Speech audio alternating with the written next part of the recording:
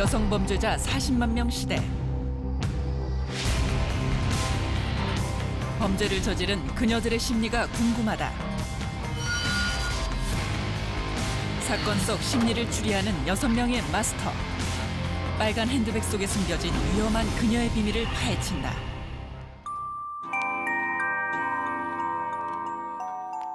사건 속에 있는 여성 심리를 이야기합니다. 위험한 그녀의 비밀, 빨간 핸드백.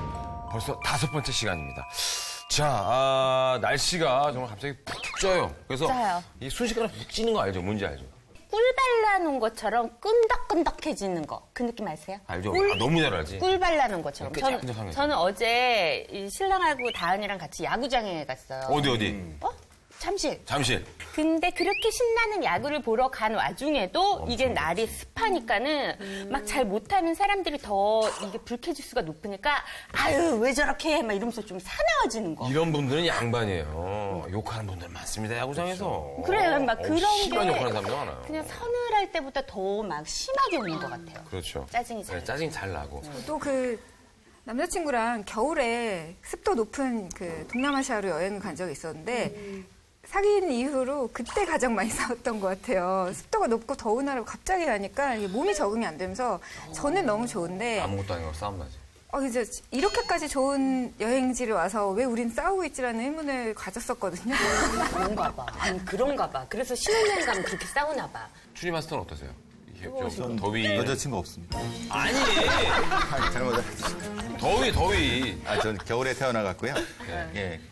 겨울은 괜찮은데 더위가 이제 좀 뭐 습한 거 많이 싫어하죠. 아, 그래요? 작년 같은 경우에도 폭염 때문에 굉장히 힘든데 매미가 울어서 시끄러워서 못 자겠다면서 공원에 나무를 베어버리고 그런 일도 있었거든요. 매미 때문에 매미 잡으려고 나무를 베버렸다고요? 어머. 대단하시다. 아까 말씀드린 것처럼 더위, 그다음에 이제 습도, 과도한 습도 이런 것들 때문에 어떤 개인의 감정 컨트롤이 안 되는 상황이 이제 결국엔 범죄로까지 이어지는 것 같습니다. 여름만 되면 이제 뭐 말하자면 홧김에일어나 우발적 폭염 범죄라고 하는데요.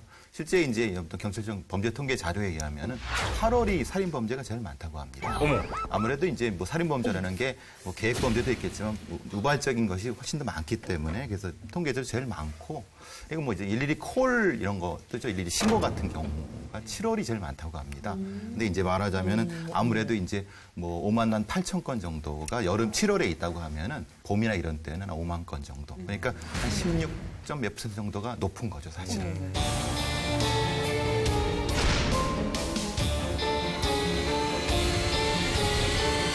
자, 오늘 빨간 핸드백 그 5번째 시간을 열어볼 텐데요. 오늘은요, 비밀을 감추고 살았던, 그리고 그 감추고 살았던 비밀 때문에 최악의 결말을 맞게 된 여인의 이야기입니다. 함께 들어가 보시죠.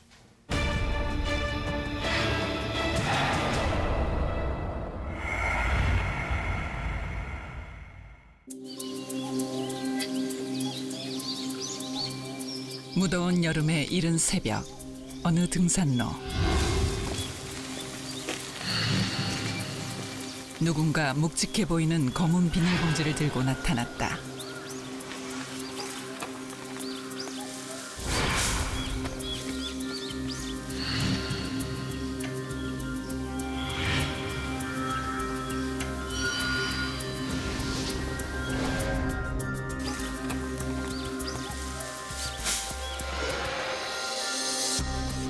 비닐봉지 안에 있었던 것은 다름 아닌 토막난 시신이었다.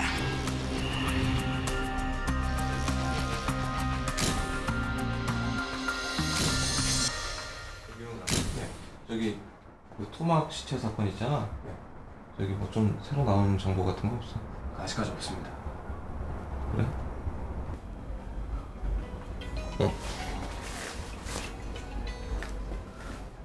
예. 그게 뭐 좀 나왔나요? 예? 지문 확인이 어려워요? 10손가락 다요? 그럼 우리가 어떻게 잡습니까? 예. 뭐 이따 알겠습니다. 발견된 시신의 손가락 지문은 모두 훼손된 상태. 시신의 머리 부위도 발견되지 않아 경찰은 신원 파악에 어려움을 겪었다.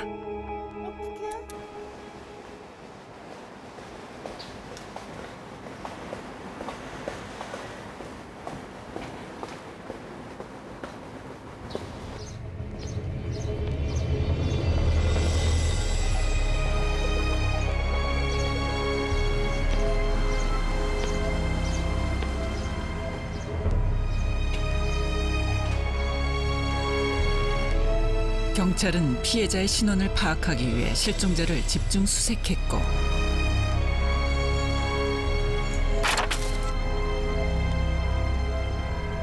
경찰서죠. 저희 남편이 5일째 들어오지 않고 있어요. 아니요. 그런 적 없는데요. 네. 네. 아니.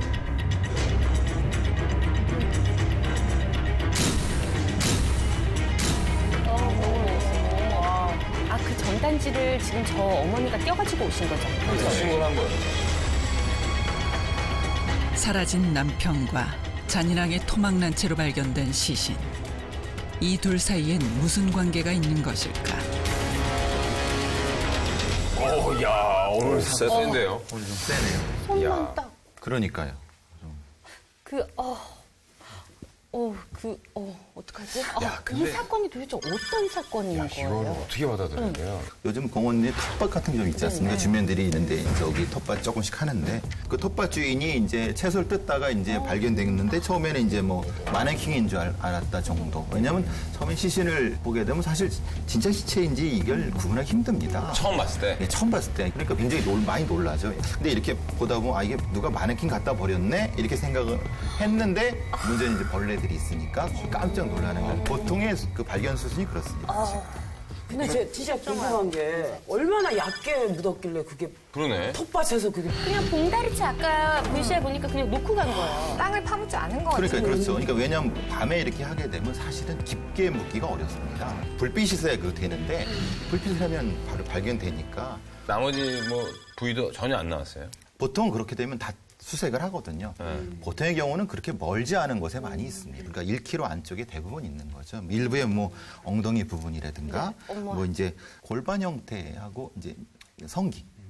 남자 성기가 발견돼 갖고 이제 40, 50대 정도의 중년 남자 정도로는 파악이 된 그 거죠. 인근에서 다. 예, 인근에서 발견된 거죠. 지문을 다 도려내고 얼굴은 없고 뭐 이런 상황은 어쨌든 면식범이기 때문에 잔인해지는 거 아닌가요? 주로 이제 얼굴이나 아니면은 뭐 이렇게 지문을 하는 이유는 그런 거죠. 거꾸로 생각하면은 신원을 알면은 범인을 쉽게 추적할 수 있다는 거꾸로가 되는 거죠. 그러니까 신원을 모르게 하는 거. 그렇게 되면 뭐냐면 적어도 면식범이라는 가능성이 상당히 높다는 거고. 그러니까 대부분 저희들이 추적하는 거보다 한 80% 이상은 이건 아는 사람이다.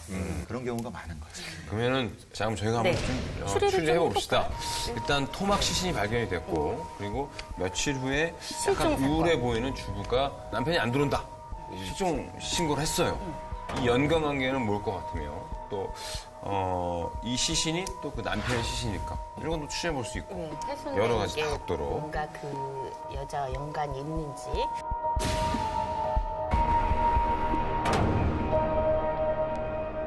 남자가 심하게 훼손된 거 그리고 면식범이다 이런 거 보니까 내연녀의 가능성도 남편이 바람을 피는 상대의 여자가 그러니까 화가 난 나머지 우발적으로 남편을 그러니까 자기 내연남을 죽이고 이제 아내는 기다리다가 신고를 하고 공범이 있을 가능성이 있다는 느낌이 그러니까 일단 가해자가 여성이라고 쳤을 때 여성 혼자서 40, 50대 중년 남성을 일단 살해하는 거 그다음에 토막 사체를 훼손하는 거 그다음에 이동하는 거 들고 이동하는 거 자체 여성 혼자서 할 수 있다고 생각을 안 하거든요.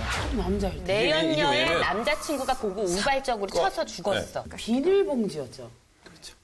그 비닐봉지 여자들이 비닐봉지를 좋아하잖아요. 살림할 때 많이. 남자들 같은 경우는 비닐봉지에 싸서 버릴 리가 없는데. 그 중요한 지적이십니다. 사실은 왜냐하면 수월 8달 사건의 범인이 이제 검은 비닐봉지로 이제 훼손을 이렇게 했던 사건 기억나시죠? 네. 근데 그거는 현장에 가보면 굉장히 독특한 그 흔히 말하는 시그니처가 되는 게 그 지역은 그 흔히 말하는 조선족 분들은 그 봉돌 많이 가지고 다니세요. 그러니까 한국 사람들은 그런 걸 안 가지고 다니세요. 그리고 그런 특성들이 있을 수 있는 거예요. 그러니까 어떤 사건에는 어떤 그런 행동 특성들이 분명히 나타나는 거예요. 굉장히 예리하시게 하시는 거예요. 시체가 지금 다 발견되진 않았잖아요. 그래서 약간 뭔가 이 시체가 다 발견되지 않은 거에도 의미가 있지 않을까. 발견된 게 사체 일부인데 보면은 뭐 머리 없고요. 그다음에 여기가 없거든요. 그렇죠. 아예 없죠. 몸통이 없거든요. 머리가 없는 거는 일단 안구. 각막. 그렇죠. 예. 장기 밀매. 몸통이 없는 거는 간, 신장이 의심이 되는데. 장기 밀매일 수도 있겠네요, 진짜. 근데 그 장기 밀매라는 게 불가능한 것도 아니죠, 뭐. 아니면 이거 어때요? 부부 보험 사기단. 그래서 저 시체는 사실 남편의 것이 아니고 모르잖아요. DNA 분석이 안 되니까. 다른 그냥 사람의 무연고자분의 시신인데 그걸 갖다 마치 허위 신고? 남편처럼 그런 남편은 어디 경우도 있지. 숨고 해외로 도주해 있든지 그럴 수도 있겠네요. 진짜 좋은데? 많이 보신 것 같아요. 나중에 DNA조차도 속일 수가 있잖아요. 그쵸? 다른 사람 DNA 갖다가, 그러니까 뭐 빛 이렇게 갖다가 이거 남편 거예요라고 이게 남편 하면 거다. 근데 저렇게 훼손을 한다는 건 분노를 뜻하거든요. 그래요? 예, 분노죠. 엄청난 분노. 아니 근데 이게 우리 남편인 것처럼 속이려면 분노의 한 통으로 척할 갖다 수 놓으면 있죠. 안 되니까 조금만 이렇게 딱 필요한 아니, 부분만. 하는 척하고 실제로 분노를 느껴서 그렇게 하는 건 좀 차이가 있지 않을까요? 뭐 일단 원한 관계가 좀 원한 확실히 관계. 있었을 것 같고요. 원한 관계. 근데 지문을 저 같으면 다 도려내는 생각까지 못했을 것 같아요. 보통 이렇게 엄지 찍으니까 엄지 정도만 도려냈을 것 같은데 다 도려낸 걸 보면 추범이 아닐 수도 있겠다는 생각도 해보고요. 전문 경험치가 있을 수 있다는 맞아, 말씀이신 맞아. 거죠. 아니면 오랫동안 준비를 해왔거나 그러니까 아니면 뭐 관련된 어떤 일을 할 수도 있는 거고. 근데 하나 더 네. 의문점이요. 네네. 그 부인을 한 분이 남편이 없어졌으면 빨리 신고를 해야 되는데 5일이나 지나서 그러니까 굉장히 예리하신 건 그런 거죠. 그러니까 너무 여유롭게 걸어가셔갖고 목소리도 실제로 그렇게 했다고 하면 어떻게 굉장히 다급하게 전화를 할 수도 있고 아니면 전화 전에 쫓아가야 되는 거죠. 나 같으면 한 그죠? 이틀 안 오면 사실은 근데 뭐 좀 중년 넘어가면 부부싸움을 자주 하시거나 남편이 뭐 잦은 외박이 있는 분들은 또 오히려 신고를 안 하는 경우도 꽤나 많아요. 그럼요. 차라리 사라졌으면 좋겠다 그렇죠, 그럴 수도 생각했을 있는 수도 그럼요. 있으니까. 그리고 심지어 놀려고 일부러 싸우고 나가는 남자들 많습니다.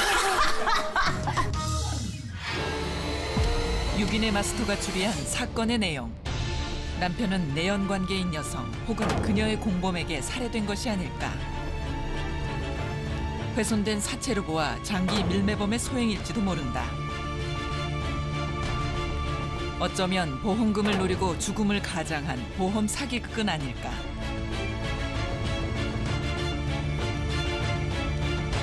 치밀한 범행 수법으로 보아 범인은 연쇄 살인범일 수도 있다. 자, 그렇다면 실종된 남편 그리고 토막된 시신 그 상관관계가 뭔지 일단 첫 번째 단서를 만나봐야 되는데 자, 첫 번째 단서는 어떤 의미가 있을까요?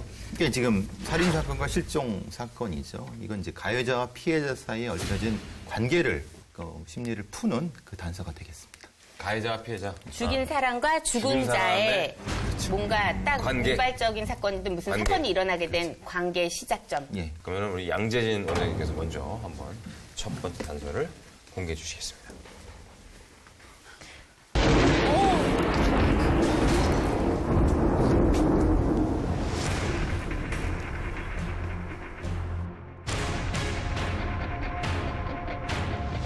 뭐야? 술입니다. 피해자랑 피의자랑 관계를 나타낸다고요? 너무 쉬운 것 같은데요? 보자마자? 술 마시고. 술 먹다가 우발적으로? 지속적으로 술 마셔서 문제가 일어났거나 아니면 그날 술 때문에 가해자가 되고 뭐 술 때문에 피해자가 되었거나. 아니, 근데 우리가 술 먹다가는 너무 많은 사건들이 일어나잖아요. 근데 이게 살인과 토막까지는 안 가잖아요. 왜 술값, 술값. 술값 때문에 사건 많이 나지. 단골집이 있는데 술을 너무 많이 마셔서 술집 여자 사장님이 우발적으로 이렇게 방어하느라고 한 건데 죽어버리고. 또 하나 가능성이 있는 거는 아까 실종 신고한 부인. 부인께서 알코올 중독? 오히려 그럴 수도 있겠다. 여성 알코올이 우리나라에서 문제가 많이 되고 있고 점점 늘어나고 있기 때문에 가해자 아니면 피해자가 그 술과 관련이 좀 깊을 것 같다는 생각이 드는데 저는 주종에 주목을 하고 싶어요. 주종? 소주. 와인이나 맥주나 이런 게 아니라 소주는 약간 지속적으로 좀 중독이 돼 있으신 분들이 많이 이제 옆구리에 끼고 계시잖아요. 싸고. 그렇죠. 아무래도 뭐 여러 가지 술 먹고 주사도 생각해 볼 수 있고 여러 가지 경우의 수가 있는 거죠. 여기다 물 탔을 수도 그렇죠. 아, 그렇죠. 하면 흡수가 되게 빠르지 않나요? 소주를 되게 좋아하는 사람이라면 여기다가 뭐 예전에 일본에서 십몇 년 동안 계속 남편 음식에다 락스를 계속 타서 살해한 아주머니 잡혔잖아요. 아 진짜? 장기가 다 훼손됐겠네. 그거 모르겠는데 계속 시름시름 앓다가 남편이 죽었어요. 그래서 보험금을 타냈는데 알고 보니까. 그 정도는 아니고 아주 이렇게 그러니까 작은 양이 오랫동안 축적되게끔 해서 고통스럽게 죽이는 거죠.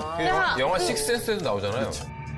일단 소주가 왜 첫 번째 단서인지 저희가 VCR로 준비해봤습니다. 보시죠.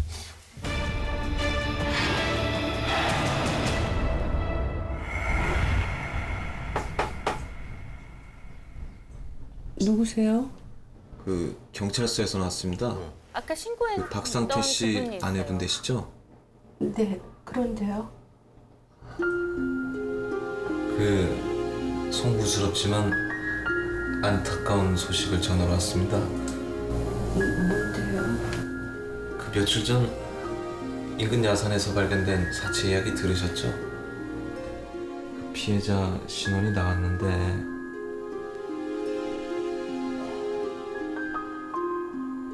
남편 분으로 밝혀졌습니다. 사건 발생 열흘 후 남편으로 발견됐다. 경찰은 훼손된 지문 일부를 복원하는 데 성공했고 피해자의 신원을 밝혀낼 수 있었는데 피해자는 다름 아닌 실종된 남편이었다. 누가 또 있어요 집에. 네, 연남. 약간 놀라는 표정이잖아요 지금. 그러나 남편의 사망 소식에도 아내는 이상하리만큼 차분했다. 이런 거를 또 경찰들이 바로 캐치를 하겠구나.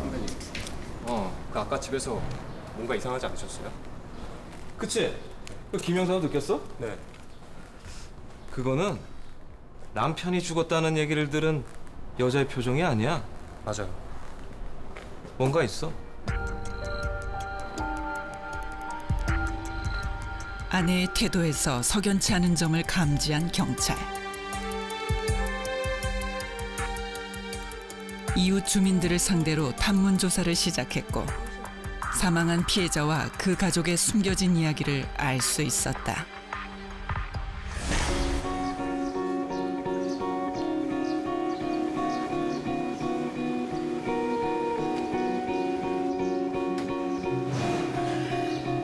택시 운전을 했던 피해자 박상태. 되게 선량해 보이시고. 평소 성실하고 이웃에게 친절했던 그는 좋은 사람으로 알려져 있었다.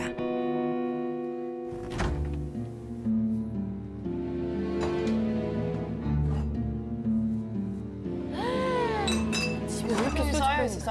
버리는구나.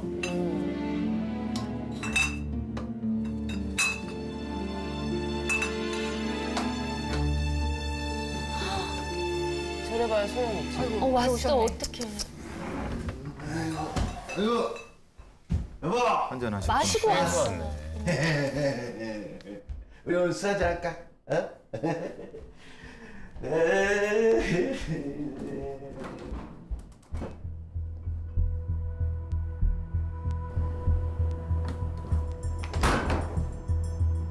집에 술이 하나도 없어? 집에 딴 놈 왔었지. 그 놈이랑 술 다 처먹었지. 왜요? 아니에요. 지금 어디 가는 거야? 그 놈 만나는 거 아니야? 어? 뭐야 바람 피고 뭐? 거봐, 내 연남 있다니까. 따라와. 따라와! 주위 사람들에게는 더없이 친절한 이웃이었던 피해자. 그러나 술에 취하면 나타나는 의처증으로 인해 부부싸움이 잦았다고 한다. 누구세요? 경찰입니다. 자, 들어와. 왜 그러시는데요? 너 빨리 좀 뒤져봐, 거기. 어? 아니, 이쪽부터. 좀 뒤져봐. 수세경찰입니다. 잠시 실례하겠습니다. 탐문 수사 끝에 아내를 용의자로 지목한 경찰은 피해자의 집을 조사했다. 좀 찾아봐, 거기.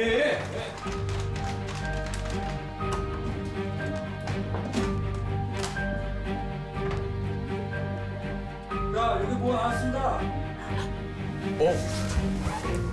뭐야? 잠깐만. 이거 혈흔이야? 예, 혈흔입니다. 어머머머.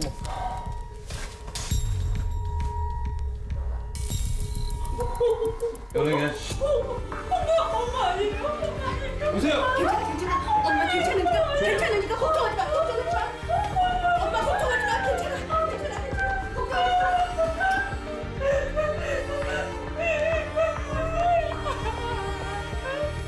집안 곳곳에서 피해자의 것으로 보이는 혈흔을 발견한 경찰은 피해자의 아내를 용의자로 검거했다.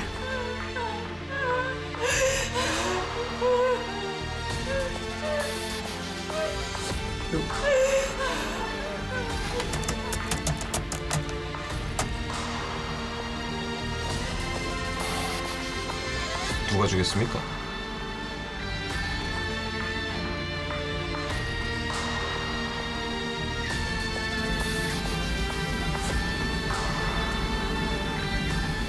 남편 제가 죽였습니다. 남편을 죽였다고 자백하는 아내. 도대체 이들 사이엔 무슨 일이 있었던 것일까?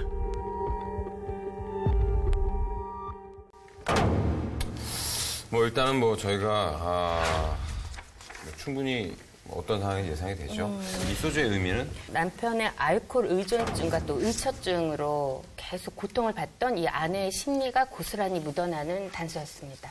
야, 이 정도까지 잔인한 경우는 쉽지가 않은데 어쨌든 그만큼 힘들었다는 얘기 아니겠습니까? 이 술. 평소에는 아까 너무 밝은 그냥 동네 아저씨인데 술만 먹으면 아저씨. 더 무서워요.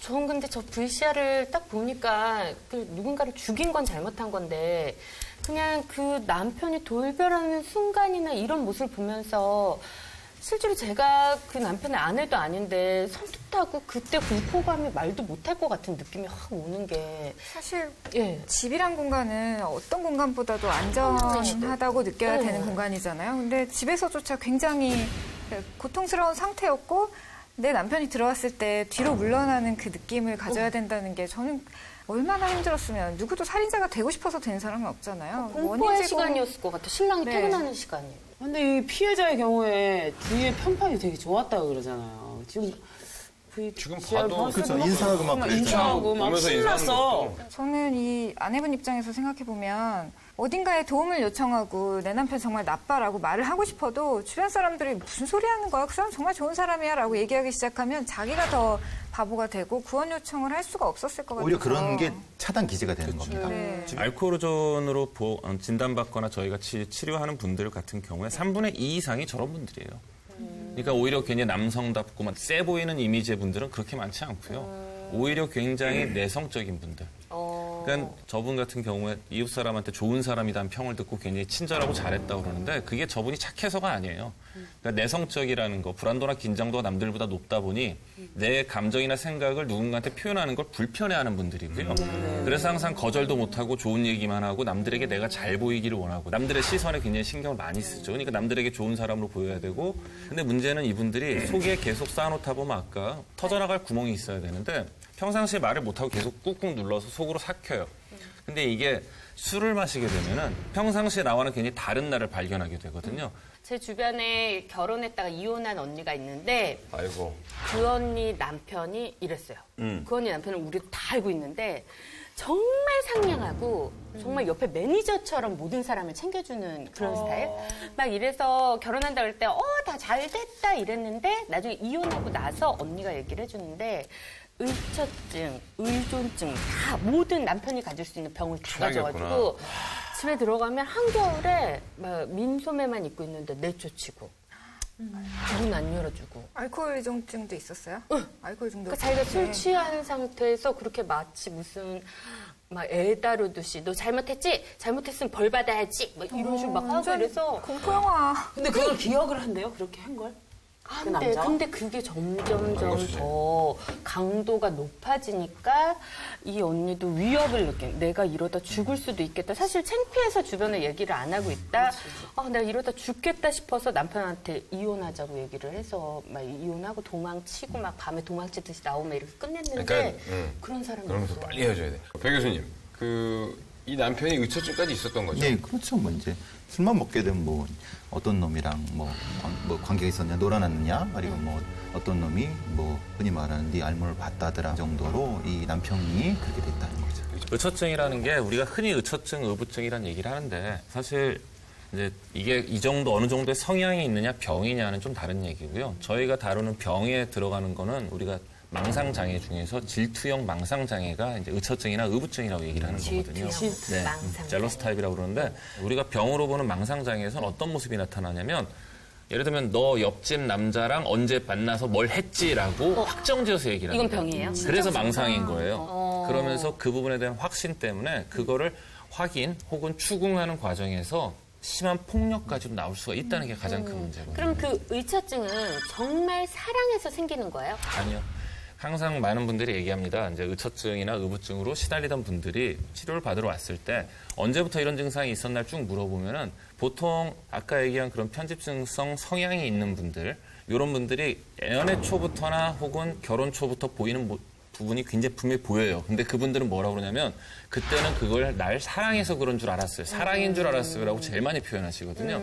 예를 들면 출근하면서 전화하고 어디야? 중간에 절대 핸드폰으로 전화 안 하고 집으로 전화해서 집에 있나 확인하고 뭐 밥 먹어서 누구랑 있어? 전화해서 뭐 하고 있어? 뭐 항상 확인을 하는데 초기 연애 초기나 결혼 초기 여성분들은 이거를 사랑으로 나에 대한 애정 확인, 애정 표현으로 착각을 하는데 이렇게 한시도 나를 잊지를 못하고 있어. 근데 그게 이제 점점점 심해지는 경우가 많죠. 제가 이 겪은 바로는 지금 그런 형태의 내 여자야 하는 것과 동시에 바람둥이면 어떤 남자예요? 응? 답이 없는 남자. 의처증도 있고 바람도 피는 남자예요? 공감 마스터 말씀하신 분은요. 바람을 피는 것도 그분은 그 사람을 좋아해서가 아니고요. 수집이나 어떤 소유의 의미가 가능성이 굉장히 커요. 쉽게 말하면 내 옆에 있는 건 내 거. 그럼 너는 내 건데 내가 또 다른 거를 뭔가를 취하거나 정복하거나 소유를 할 거야. 그런 가능성이 커요. 그렇기 때문에 너는 나 말고 딴 놈 만나면 어떻게 해버릴 거고 대신 나는 이렇게 할 거야라는 그럴 가능성이 그런 분을 만난 적이 있어요? 네. 정복력이 있었던 분? 그러니까 그게 정복력이라는 말인 오늘 처음 들었어요. 그러니까 지금 이해가 가요. 황석정 씨한테 의처증이 있었다고요? 네. 의심을 계속 하는 거예요. 너 그 친구랑 왜 술 먹었어? 이렇게? 항상 확인 전화를 해요. 어딘지, 누구랑 했는지. 그럼 진짜 못 만날 어디쯤인지. 계속 체크를 하는 거예요. 그래서 그 남자가 바람을 피고 있어서. 그런데 그 남자가 어디야? 바람을 피고 대학로라고? 그럼 대학로로 안 오고 딴 데로 가니까. 대학로야? 아니, 대학로 절대 안 내가 볼 오냐. 때 이거 현역 경험담이다. 경험담. 야, 이거 보통 아니다. 본인의 경험. 진짜 보통 아니, 아니다. 그리고 이런 경우 실제로는 거기까지 찾아와서 어떻게 그 동네에 있다는 걸 알아내서 다 뒤져서 내가 후배랑 그 무슨 얘기를 하고 있는데 찾아와서 난리를 쳤어. 혹시 그분이 그 돈도 띄었던 그분인가요? 아니, 다른 사람이에요. 많이 만났어? 나쁜 사람이. 석정이 누나? 그 사람이 뭐였냐면은 그렇게 바람을 피고 있었더라고요. 나중에 봤더니. 술병이 상징하는 그녀의 비밀. 결혼 초부터 남편의 알코올 의존증과 의처증으로 고통받던 아내의 심리가 담겨 있다. 그렇다면 아내는 왜 30여 년간 모든 것을 참고 견뎌왔던 걸까? 자, 뭐 저희가 뭐 느끼기에도 이 의처증과 알코올 의존 때문에 얼마나 힘들었을까 예상이 되는데, 자, 이제 두 번째 단서는 어떤 의미가 있습니까? 기본적으로 이제 이 잔혹한 살해를 한 걸로 밝혀진 아내가 사실은 뭐 벗어날 수도 있었는데 그 벗어날 수 없었던 왜 없었는가에 대한 그 단서가 그러니까 벗어났으면 되는데 빨리 그냥 돈만 받았으면 이런 일까지 없었잖아요. 근데 그게 이렇게 갈 수 없이 붙잡고 있던 그 끈이 뭔지 이거를 알려준다는 거죠? 네, 그 단서가 되는 겁니다. 뭘까? 자, 오늘 두 번째 단서는 우리 황석정 공감 마스터께서 직접 공개해 주시겠습니다. 네.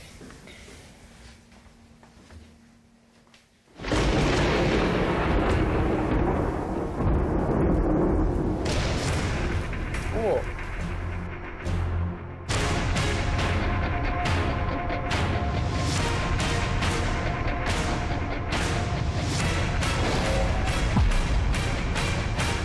선글라스요? 거기서 한번 써보시겠습니까? 아, 여기서요? 네. 제가 얼굴을 가리면 가릴수록 이쁘거든요. 약간 간첩 같죠? 이렇게까지 갈 수밖에 없다라는 그 단서가 선글라스라고요? 상징적인 걸까요? 누군가를 비밀스럽게 따라다닐 때 왜 자기를 감추기 위해 선글라스에 막 이렇게 휘감고 막 돌아다니잖아요. 그러니까 남편이 의처증이 있었으니까 항상 선글라스 끼고 아내를 미행했던 거야?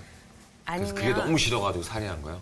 의처증 있는 게 의처증이 아닌 거예요. 실제 외도다. 아니면 뭔가 수상한 짓을 계속 와이프가 한 거예요. 아, 그러니까 실제로 의처증이 아니라 아내가 이 선글라스 끼고 내연남을 만나러 간 거야? 간첩. 간첩. 간첩? 저 같은 경우를 생각을 해보면 슬픈 일이 있거나 아주 감정적이 됐을 때 갑자기 누가 찾아오거나 밖에 나가야 되면 그걸 가리기 위해서 내 눈에 내 감정이 담겨져 있잖아요. 나의 그런 마음 상태를 가리기 위해서 이렇게 선글라스 끼고 나가거든요. 네. 선글라스가요. 이중생. 보통 이게 햇빛을 가리기 위해서나 멋을 내기 위해서 쓰지만 자기를 가리기 위해서 쓰거든요. 보통 선글라스 쓰고 다니는 분들이 쌍꺼풀 수술한 이후 혹은 맞아서 눈에 멍들었을 때 쓰잖아요. 한번 봅시다. 이 선글라스는 진짜 어렵네요. 네, 어떤 의미인지 보여주시죠.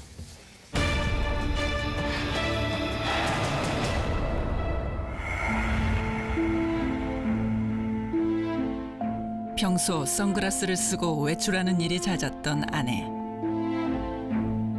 그녀에겐 숨기고 싶은 비밀이 있었다. 많이 쓰고 다니셨다.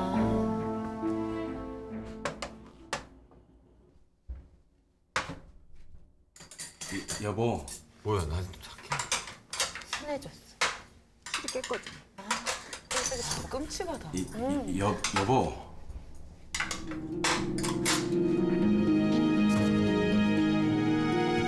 남편의 의처증은 그저 의심으로만 끝나지 않았다. 집에 술이 하나도 없어?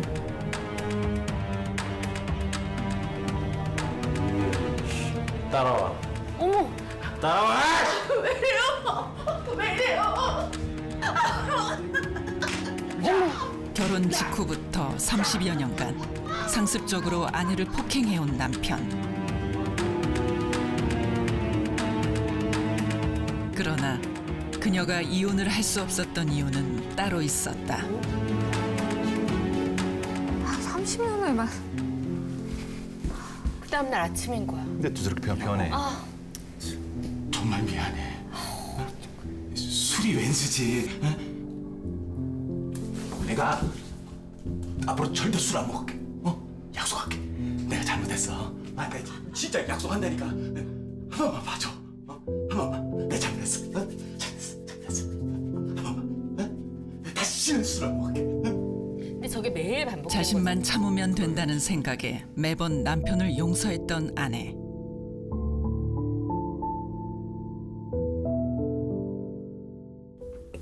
그이는 참 좋은 사람이었어요. 근데 그 안에 악마가 숨어 있었어요. 그러나 남편의 폭력은 갈수록 심해졌다. 그리고 그날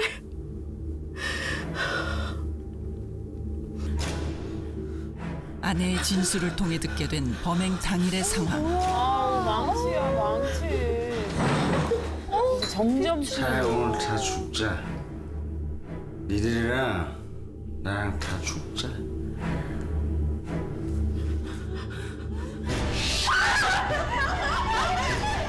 자신뿐만 아니라 딸에게까지 위협을 가했던 남편. 평소보다 격렬했던 폭력에 아내는 생명의 위협을 느꼈다고 하는데 격해지는 남편의 폭력. 아내는 스스로를 지키기 위해 남편과 몸싸움을 벌였고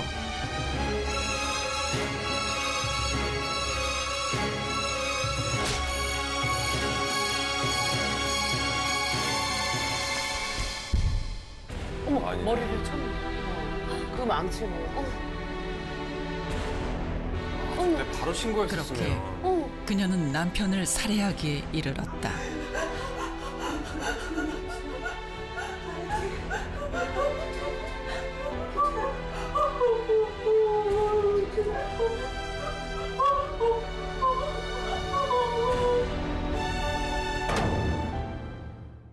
죽어야 끝나는 건가요, 왜? 저 상황에서 만약에 남편이 안 죽었으면요?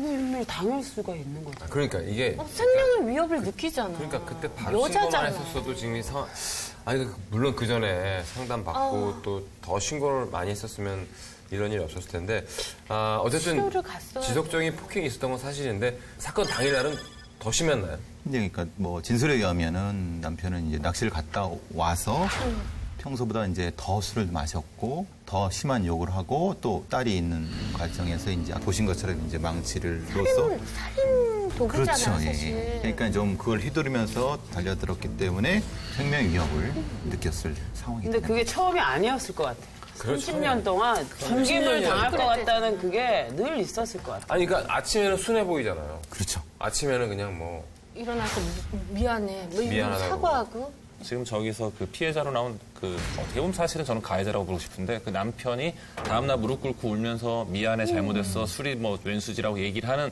그게 참여의식이거든요. 이게 하나의 패키지 세트로 같이 다닌다는 거예요. 문제가. 그러니까 맞고 난 그날 밤에 부인은 얼마나 무섭겠어요. 무섭고 공포도 밀려오지만 또 증오나 분노도 밀려올 거고 헤어지겠다고 결심을 하지만 다음날 아침에 일어나서 자기에게 무릎 꿇고 울면서 용서를 구하는 남편을 보면서 초기에는 이 남자가 한 번 실수한 거지 그래도 나를 사랑하는구나라고 받아들이기도 하고요. 몇 번 반복이 되다 보면은 그냥 내가 나만 참고 한 번 넘기면 특히 자식이 있는 경우에는 나만 참으면 되지라고 또 생각하는 경우도 많고 해서 벗어나지 못하게 되는 건데요. 맞는 부인들 같은 경우에는 무기력감을 느끼게 되는 거예요. 그러니까 매 맞는 아내들의 보면서 많은 분들이 아니 왜 그걸 못 헤어지고 왜 네가 참고 사냐라고 그 여성분들을 비난하는 분들도 있지만 이거는 직접 경험을 해보게 되면은 이건 비난할 수가 없는 부분이에요. 아직도 근데 이런 가정 폭력이 많이 일어나고 있어요. 통계적으로 사실은 뭐 2013년도에 여성가족부의 자료에 의하면 두 집 하나에 하나꼴로 가정 폭력이 있다고 얘기를 합니다. 네? 두 집 하나에 하나. 두 집에 한 꼴이니까 근데 그거는 여러 가지 수준이 다르겠죠. 물리적 폭력, 원어폭력이 다 포함하는 거죠. 그러니까 우리 생각에는 이런 인식도 분명히 문제가 있는 거죠. 왜냐하면 물리적 폭력만 가족 폭력이라고 생각하는 잘못된 생각이 있는 거죠. 그러니까 말하자면 언어적인 학대라든가 이런 것도 사실은 다 포함하는 형태의 조사가 되는 거죠. 그게 두 집에 하나꼴로 지금 가정 폭력이 이루어지고 있어요. 언어 폭력까지 포함하면 그 정도 나올 것 같기도 해요. 우리 집이 아니면 우리 옆집은 그럴 수 있다는 거잖아요. 그렇게 되는 거죠.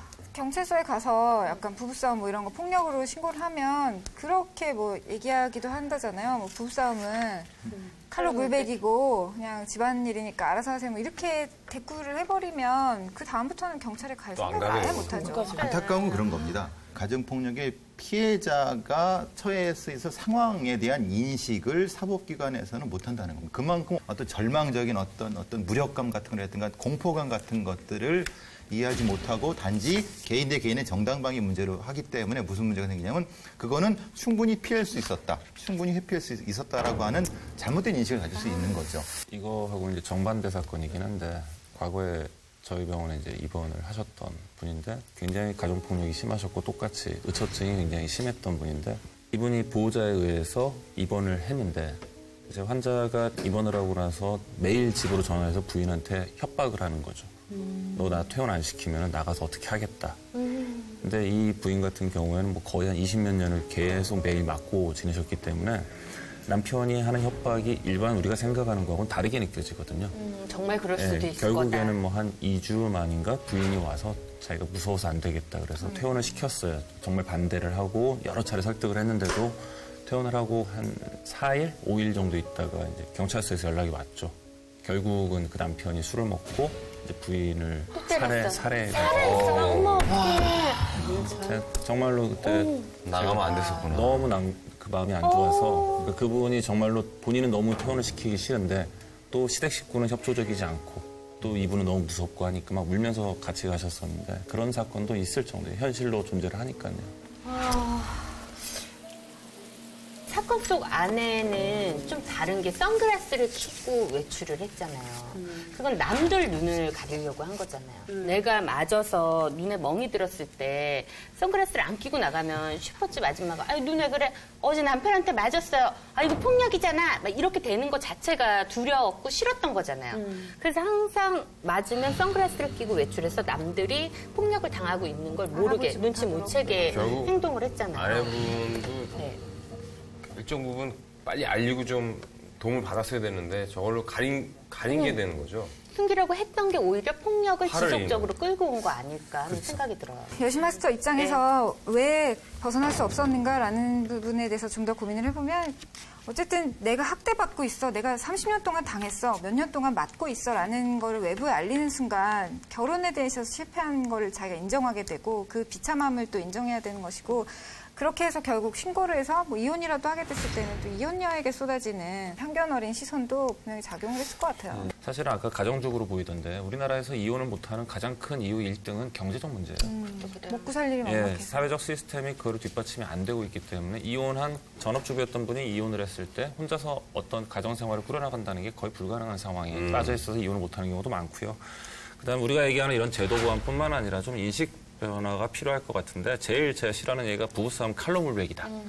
맞을 짓을 했으니까 맞았겠지라는 얘기를 이 얘기를 여성 입에서 나온다는 거예요. 시어머니 입에서 나온다는. 여기 계신 분들 하죠. 지금 그 시어머니도 과거에는 본인도 그런 일을 당했던 여자라는 거예요. 문제가. 세상에 맞을 짓이 어디 있어요. 그다음에 이것들은 되게 우리가 감춰야 되는 우리 집안의 치부라는 식으로 그런 인식이 빨리 변화가 되지 않으면 뭐 제도 보완이 된다 하더라도 실질적인 도움을 받기가 참 더 힘들게 하는 일이 되는 거거든요. 선글라스가 상징하는 그녀의 비밀. 남편의 폭행 앞에서 공포와 무력감을 느꼈던 아내. 그녀가 택한 것은 이혼이 아닌 침묵이었다. 선글라스는 가정의 치부를 주위에 알리고 싶지 않았던 그녀의 심리를 의미하고 있다. 이제 마지막 단서가 있는데 이 단서를 통해서 저희가 뭘 알 수 있게 되는 거예요? 굉장히 충격적인 반전이죠. 아직 밝혀지지 않은 진실이 하나 더 있습니다. 또 있나요? 예, 예. 여기에 반전? 예, 가정폭력의 피해자였던 아내가 가해자로 될 수 있었던, 근데 그것에 그 아내의 진짜 속마음을 알 수 있는 사실 가슴 아픈 그런 단서일 겁니다. 그래요? 반전이 있다고요? 반전인데 가슴 아픈 단서라고요? 자, 그럼 오늘 마지막은 현영 씨가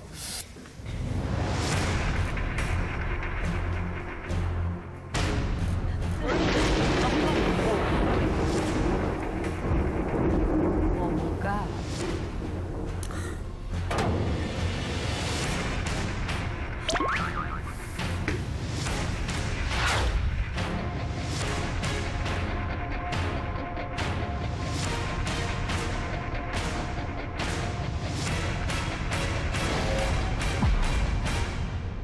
예식 구두인데 예식 구두. 웨딩 예식 슈즈? 구두예요, 저게? 웨딩 슈즈. 웨딩 슈즈. 웨딩 슈즈예요? 딸이 있었잖아요. 네. 웨딩 슈즈. 아이고, 좀 처음 봐서. 여자들 결혼할 때 웨딩드레스 입을 때 같이 세트로 신는 웨딩 슈즈. 결혼을 안 해봐갖고 몰라. 안 해도 이 정도는. 웨딩 촬영, 웨딩 촬영을 하거나 뭐 딸이 뭐 결혼 날짜를 잡아놓은 상태? 있었다든지. 뭐 그런 거라든지 아니면 그랬을 것 같은데. 정말 죽일 수밖에 없었던 이유는 남편이 또 다른 결혼을 준비하고 있었다 뭐 이런 거. 외도를 했어요? 네. 그 와중에. 아니면은 이게 그 아내가 결혼하는 그날부터 뭔가 얽히는 일이 생겼던 거 아니에요? 남편과 결혼하던 웨딩 날. 아니면 뭐 결혼식은 안 하고 그냥 같이 살다가. 아, 황혼 예식을 뭐 그런 식으로 하려고 준비했다 남편이 안 해줘서. 그냥? 어쨌든 제가 보니까 아내보다 또 남편보다는 딸의 딸. 결혼식이 있었던 것 같아요. 준비하는 과정인 것 같아요. 자, 보시죠.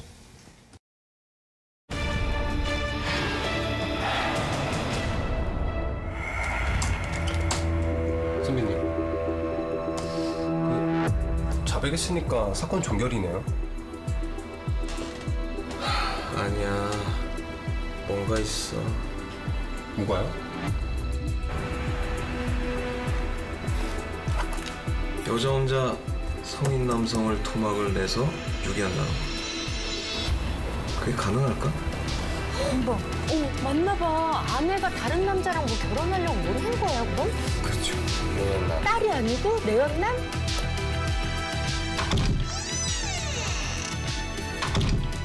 아, 그 딸 직업이 뭐라 그랬지? 딸 직업이요? 발견된 시신으로 보아 범인은 인체에 대한 지식이 해박한 사람으로 추정됐는데 딸의 직업은 정형외과 간호사였다. 어머니가 아버지를 살해했다고 자백을 했는데 어떻게 생각해? 딸의 공범 여부를 의심한 경찰은 신문 끝에 사건 속에 숨겨진 진실을 마주하게 된다.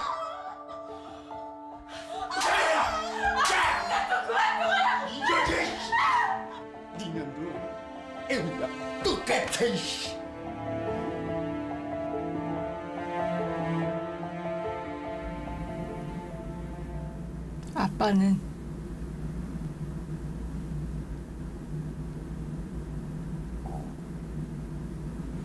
그 남잔 제가 죽였어요.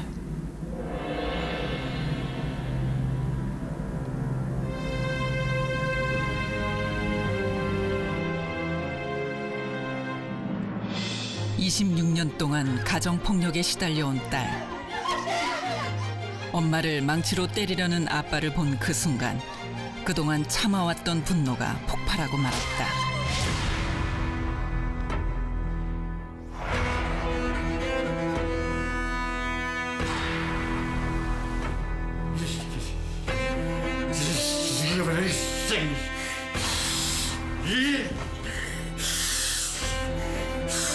그러나 상처만 입고 쓰러진 피해자. 경찰서 가지. 죽이려고 했겠지. 어떡해. 솟아오르는 분노를 참지 못한 딸은 결국 돌이킬 수 없는 선택을 하고 말았다.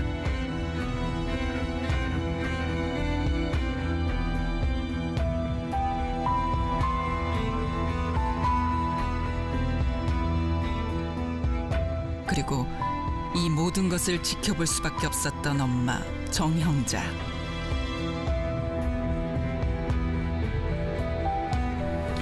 엄마, 아빠 죽었어?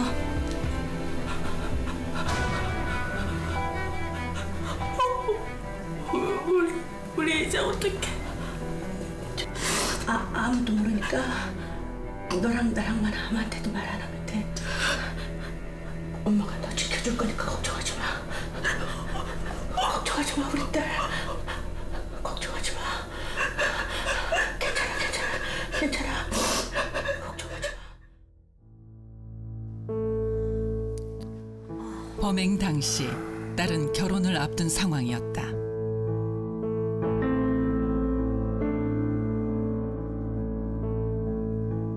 딸의 결혼으로 아버지의 폭력에서 벗어날 수 있으리라고 생각했던 엄마. 이영아, 이거 선물. 엄마, 이게 뭐야? 열어봐.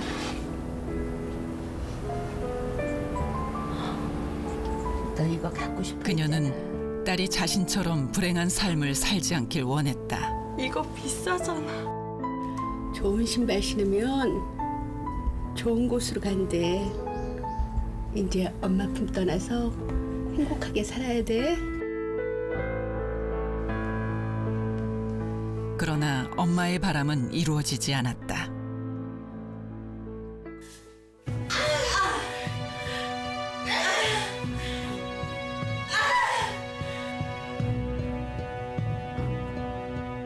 딸의 행복한 미래를 위해 살인자를 자처한 엄마. 30여 년간 지속됐던 가정폭력은 살인으로 끝을 맺고 말았다. 엄마가 너 지켜줄 거니까 걱정하지 마. 걱정하지 마, 우리 딸. 걱정하지 마. 괜찮아.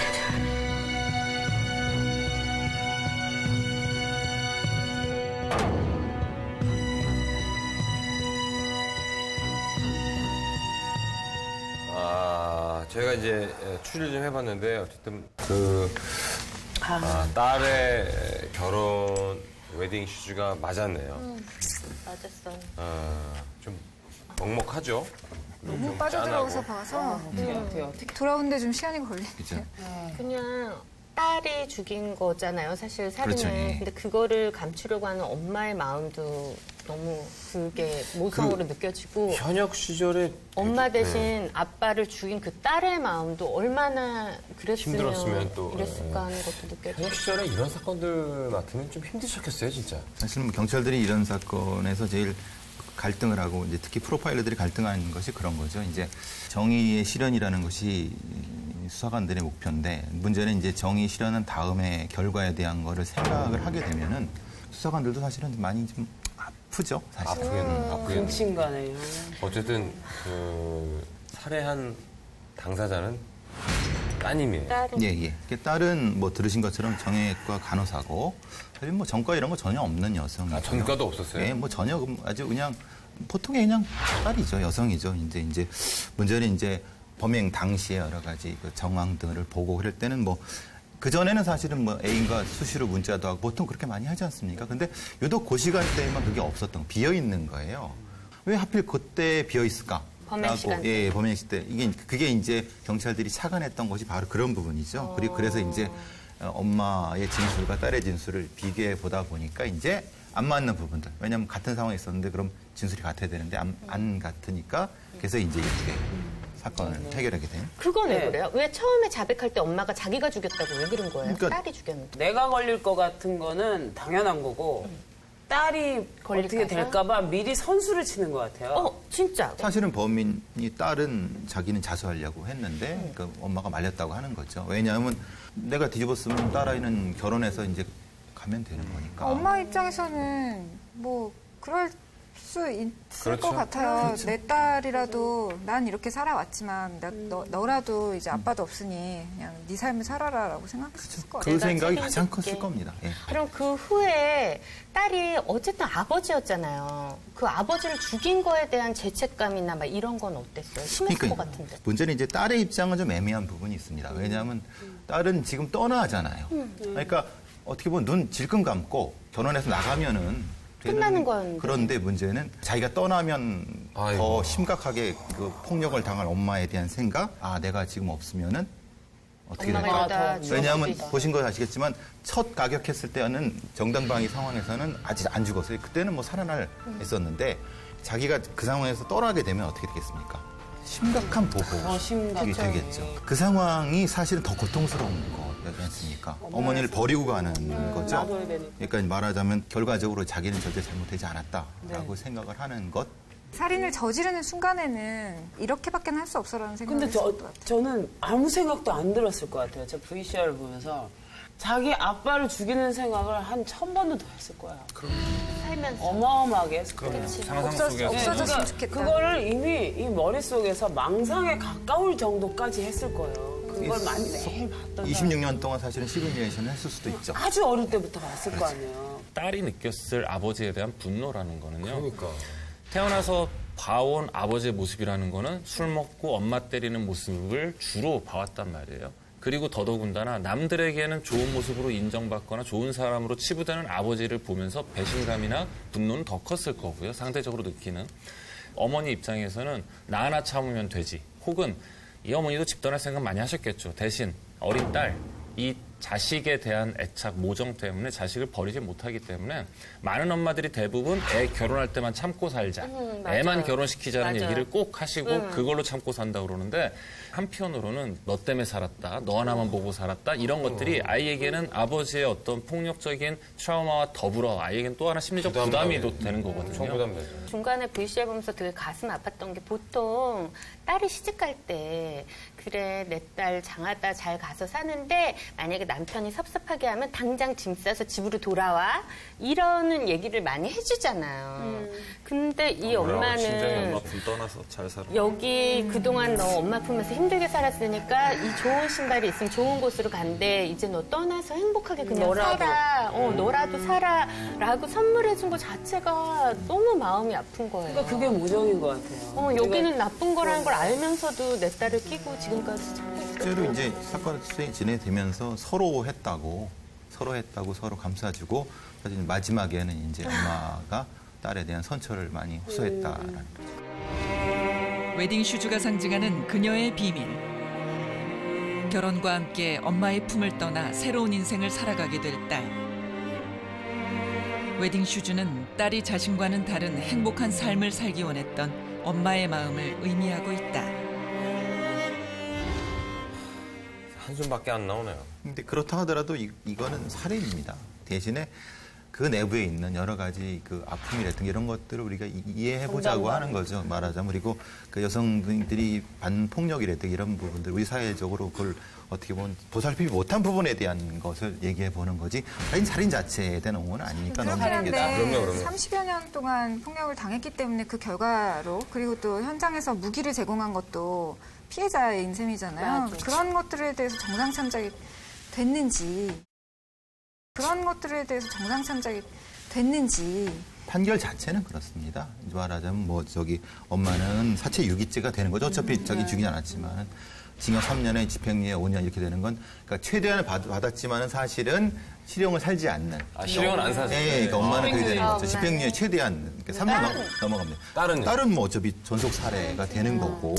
근데 이제 이례적으로 8년의 실력을 받았는데요. 아시다시피 살인이고 또 잔혹한 부분이기 때문에 훼손했고 그랬기 때문에 문제가 있지만은 그 주변에서 여러 가지 탄원을 많이 했다고 합니다. 사실은 뭐 들어보셔서 아시겠지만 여러 가지 상황에 대한 안타까움들이 많으니까 상당히 많이 그 재판부에서도 좀 참작이 되는 부분.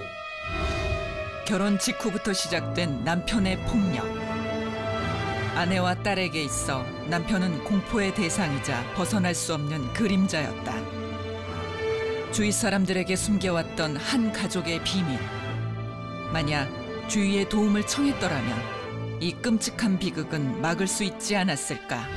지금 이 순간 저희 방송을 보고 계신 시청자분 중에 내가 정말 가정폭력에 노출돼 있는 사람이 그러면 있다면 첫째는 어떤 얘기를 그 공권력에 대한 그런 부분도 있지만 상담을 도와주는 가정폭력 상담소라든지 이런 곳들이 꽤나 많습니다. 그런 곳에 일단 전화로라도 상담을 하고 반드시 찾아가 상담을 하시길 바라고요. 있다라고. 또 하나는 상대방을 어떻게 하려고 하지 말고요. 일단은 내가 가서 내가 먼저 상담을 받으셔야 돼요.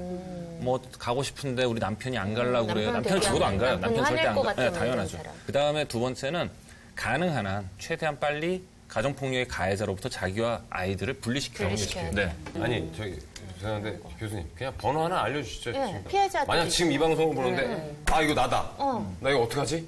1366인데 1366. 1366이요. 아, 그 직통인가요? 예, 그렇죠. 가정폭력 피해를 당하고 계신 분들은 도움을 줄 수 있는 1366번으로 전화를 하셔서 도움을 받으세요. 그리고 좀 가장 중요한 건 말씀 많이 해주셨지만은 관심이다. 관심이죠. 이웃에 대한 관심, 그렇죠. 내 친인척에 대한 관심. 혹시라도 지금 이 방송 보면서 우리 집 얘긴데라고 하시는 분들은 주저하지 마시고 빨리 신고해서 더 좋은 해결 방안으로 가시길 바라겠습니다. 네. 자, 지금까지 위험한 그녀의 비밀 빨간 핸드백 5번째 이야기였습니다. 감사합니다.